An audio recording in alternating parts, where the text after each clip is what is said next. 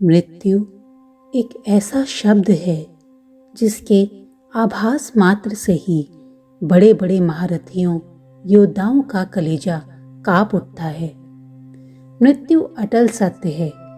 इस संसार में जिसने जन्म लिया है उसकी मृत्यु भी निश्चित है, परंतु हम इस सत्य से आंखें बंद कर लेते हैं और पद, प्रतिष्ठा, पैसे, जमीन जायदाद, रिश्तेदारी में ऐसे मशगूल हो जाते हैं कि भूल जाते हैं कि यह सब एक दिन नष्ट हो जाना है। दोस्तों, आज आपके लिए गौतम बुद्ध की एक ऐसी कहानी लेके आई हूँ जिसको सुनने के बाद आपको पता लग जाएगा कि जीवन मृत्यु के ऊपर भी एक बहुत ज़रूरी चीज़ है। तो चलिए कहानी शुरू करते हैं। इससे पहले कि आप इस कहानी में खो जाएं, इस चैनल को सब्सक्राइब ज़रूर कीजिएगा ताकि आपको आने वाली हर नई कहानी का नोटिफिकेशन मिलता रहे। उम्मीद करती हूँ कि आगे ये कहानी आपको पसंद आती रहेगी। गौतम बुद्ध के समय की बात है।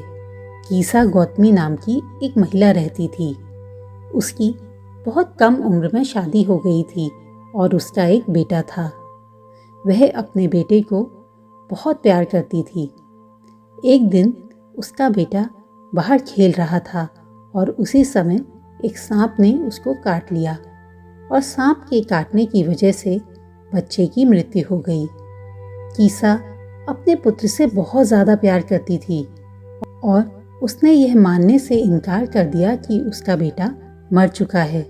वह अपने बेटे को अपने सीने से लगाकर रो रही थी और उसका नाम बार बार पुकार रही थी।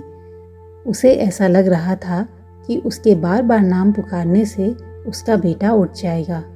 वह पूरे गांव में अपने बेटे को लेकर घूम रही थी और सबसे पूछ रही थी कि क्या कोई ऐसी दवा दे सकते हो जिससे मेरा बेटा उठ खड़ा हो।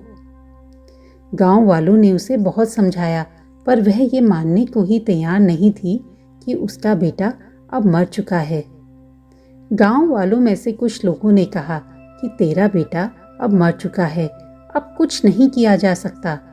उन्होंने उसकी मृत्यु को स्वीकार करने के लिए कीसा को बहुत समझाया और कहा कि अब इसका अंतिम संस्कार कर दे, पर वह यह बात मानने को तैयार ही नहीं थी।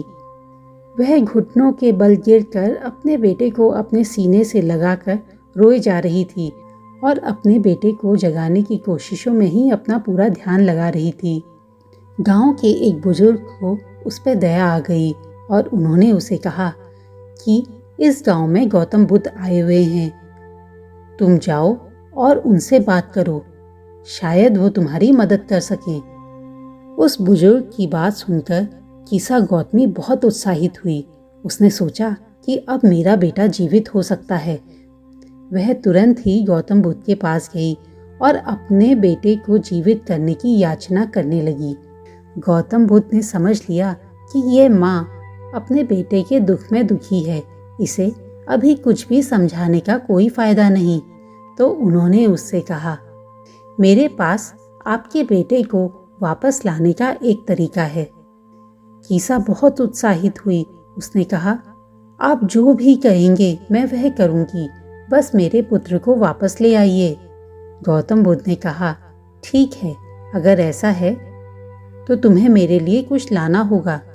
मेरे लिए थोड़ी राई ले आओ, लेकिन यह उस घर से लेके आना जहाँ रहने वाले परिवार में कभी किसी व्यक्ति की मृत्यु ना हुई हो, और वह राई तुम मुझे लाके देना, मैं तुम्हारे पुत्र को जीवित कर दूंगा।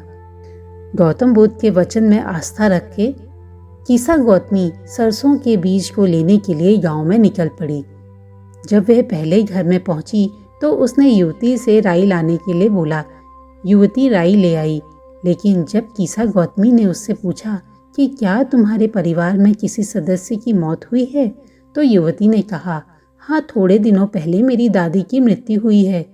कीसा गौतमी ने उस युवती को धन्यवाद किया और कहा कि मैं यह दाने नहीं ले सकती क्योंकि यह दाने महात्मा बुद्ध की आवश्यकताओं को पूरा नहीं कर सकते। ऐसा कहके वह दूसरे घर के लिए निकल पड़ी।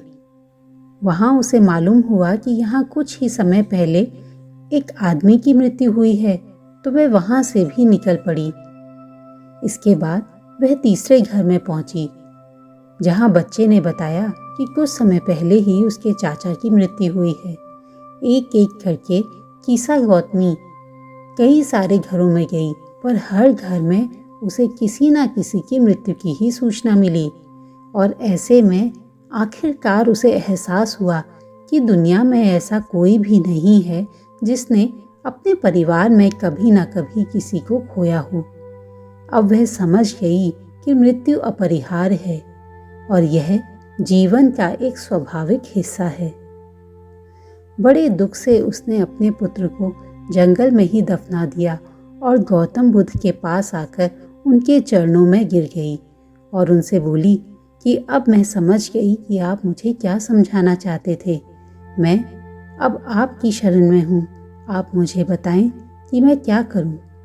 गौतम बुद्ध ने कहा कि जो हमारे हाथ में नहीं है हम कुछ नहीं कर सकते, पर हाँ, हम अपने जीवन को सफल ज़रूर बना सकते हैं। हम अपने जीवन को दूसरों की सेवा में ज़रूर अर्पित कर सकते हैं। उसके बाद कीसा गौतमी गौतम बुद्ध की अनुयायी बन गई और लोगों की सेवा में अपना जीवन अर्पण कर दिया। दोस्तों, जीवन का अंत तो परम सत्य है और हम इसमें कुछ भी नहीं कर सकते, पर हम अपने जीवन को मूल्यवान ज़रूर बना सकते हैं। दोस्तों, अगर आप किसी की अंधेरी ज़िंदगी में उम्मीद की किरण बन जाते हैं तो आपकी खुद की ज़िंदगी भी जगमगा उठेगी। आओ कुछ काम करें सभी खुदा के बंदों के लिए, अपने लिए काफ़ी जी लिया, आओ थोड़ा जी लें ज़रूरतमंदों के लिए। दोस्तों, आशा करती हूँ कि आप भी अपनी ज़िंदगी से थोड़ा सा समय लोगों की सेवा के लिए ज़रूर निकालेंगे और वो सेवा ऐसी होगी कि जिसमें पाने की लालसा नहीं होगी, बस देने की इच्छा होगी। अगर आपको महात्मा बुद्ध की ये कहानी अच्छी लगी तो इसे अपने दोस्तों और परिवार के साथ शेयर ज़रूर कीजिएगा, ताकि आप किसी की ज़िंदगी को एक बेहतर दिशा में ले जाने में सहायक हों। मेरे चैनल से जुड़ने के लिए इसे सब्सक्राइब कीजिए ताकि आपको आने वाली हर नई कहानी का नोटिफिकेशन मिल सके। ये कहानी देखने के लिए आपका धन्यवाद। अच्छी सोच के साथ आगे बढ़ते रहिए और आपके जीवन में प्रकाश आता रहेगा।